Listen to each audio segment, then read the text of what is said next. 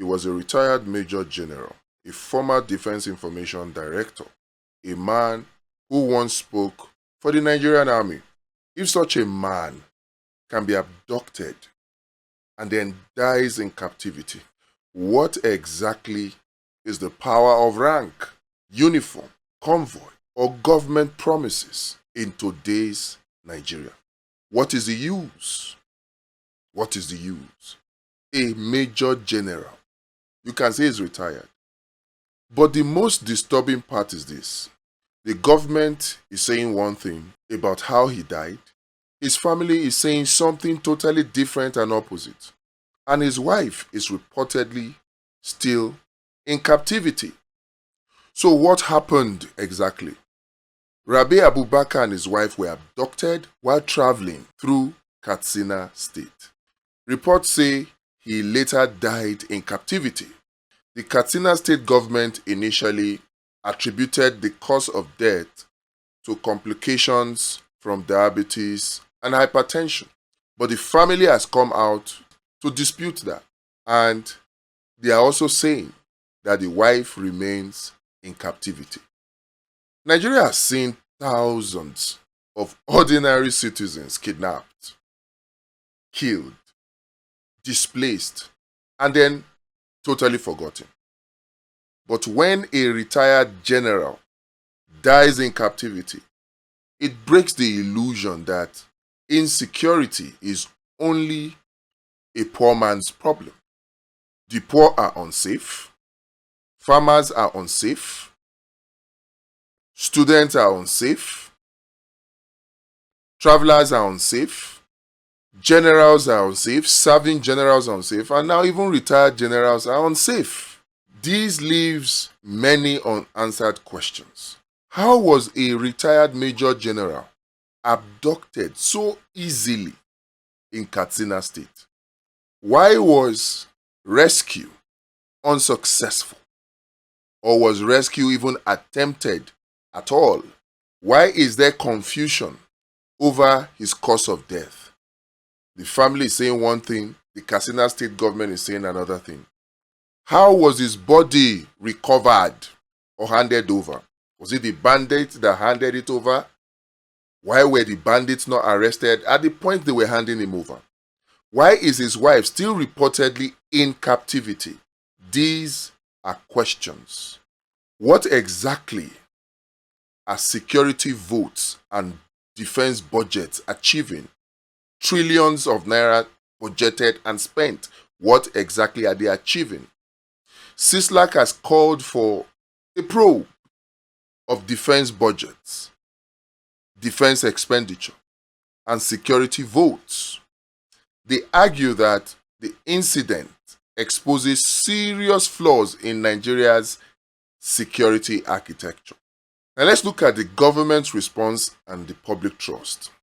The defense headquarters says it will intensify its operation to bring the killers to justice. The President Tinubu, has mourned. Politicians from Peter Obi to Atiku, they have released statements. But Nigerians are no longer measuring insecurity or security by statements. Nigerians are measuring security by whether or not abducted people come back home alive, or whether their abduction can be prevented in the first place. There is a deeper problem. Nigeria's insecurity crisis is no longer just about bandits carrying guns. No, it is about intelligence failure, governance failure, policing failure, border failure, local intelligence failures, and accountability failure. When billions of naira are allocated, when security votes are spent, when government officials, governors, federal officials keep saying they are on top of the situation, they will get to the bottom of the situation, but kidnappers still operate, they still negotiate, they still collect ransom, and sometimes return dead bodies. Nigerians have the right to ask, who is truly in charge of Nigeria? Who is in control? There's a human side to this.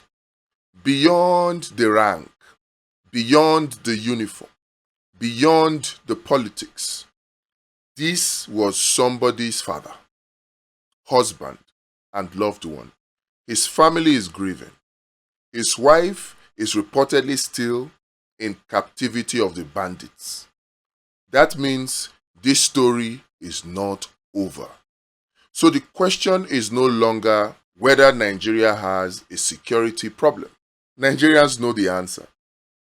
The question is, do Nigerian politicians, leaders, have the political courage to confront this problem, to confront the people behind insecurity, to confront the people benefiting from this insecurity, and to confront the people failing to stop it?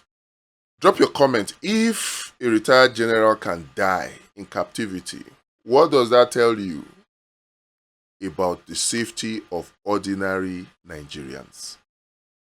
Nigerians, when are we going to tell ourselves the bitter truth that the only way to solve insecurity in Nigeria once and for all, the only way is to vote out APC, is to vote out Tinubu?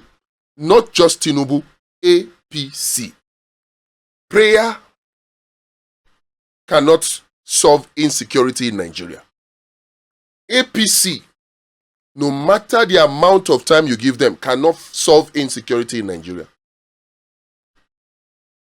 No amount of protest can solve insecurity in Nigeria. Who brought these bandits into Nigeria? APC. In 2014, their reason for bringing the bandits, the reason that the APC gave, they are the ones that said it by themselves, was in case Jonathan and the PDP did not relinquish power, they planned to use the bandits to disrupt and destabilize and make Nigeria ungovernable for Jonathan. And what they told the bandits was that they were going to help them Islamize Nigeria. So it was a win-win. The bandits saw it that, oh, they will Islamize Nigeria, and the APC saw it that they will gain power. Win-win. What now happened after Jonathan relinquished power? We need to remind ourselves of these things so that we will know that prayer, protests, and APC will not solve insecurity. They will not. And there is a point I am driving at. Just be patient with me, I beg you. After they got into power, the reason changed. The Islamization that they promised the bandits and whatever else were not forthcoming. Then, the modus operandi and their motives also did what? They also changed. That was when people like T.Y. Danjuma came and started shouting, they collude. Because as even former APC or even current APC people came out to tell us, they imported the bandits into Nigeria. Now that Jonathan was out of the picture, Islamization that they were looking for, they didn't get, or they couldn't get. The motive changed. Now, some people now made that insecurity into a business. People in government made insecurity into a business. So they started talking about repentant Boko Haram. Still, the insecurity still continued. The terrorism continued. The banditry continued. The cattle rustling continued. The kidnapping continued. But then, they will carry people Look at the Dapchi girls. Carried them. People that were supposed to be watching, they said they were not watching. Then, a few days later, we heard negotiations were done. Ransom was paid. They were released. And they started using it as bragging rights. So, they saw it as an avenue for making money because if there's insecurity, who will question security votes? So, they were making money and then they were using it as campaign material. To tell you, oh, you see, the APC is working. You see, the Dapchi girls were captured, they were released. Even though one of them is still in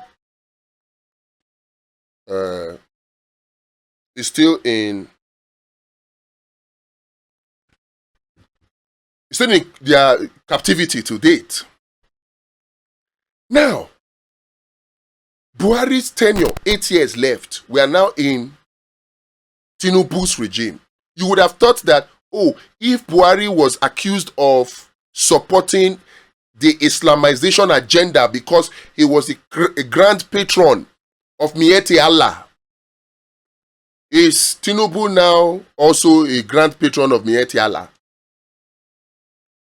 And they said, oh, Tinubu's wife is a Christian, so Tinubu cannot support the Islamization agenda. But what do we have?